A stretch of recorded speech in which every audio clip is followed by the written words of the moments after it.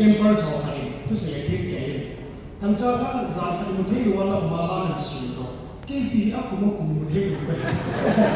ke a ti si ya ba ni yo pa so pe na na ro ka in jila ka si lai zong kana to do thei pon to mun hamin kana fumin pati ni kung sila to hin namasaw ka din kumin ka sa tingin kay bang jong tisine ko kada po na tam so tisine ko ka ahum sige tigin siya ay bukan sa rin tao na ay man tisino din tento ni sa rin hap so pao so namasaw ka din so ikaw din pati tangwa na kayo pinihan lang siya pati nung pinadinin lahat sa iyo so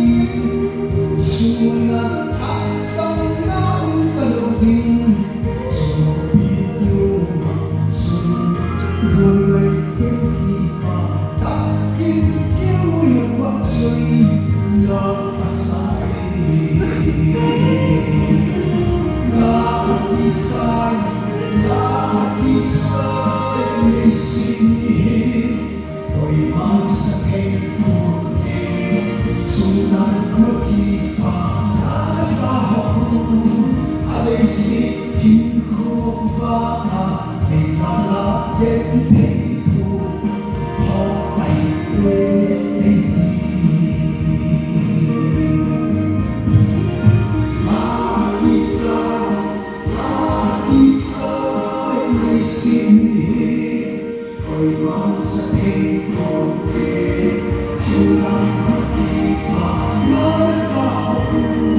Hãy subscribe cho kênh Ghiền Mì Gõ để không bỏ lỡ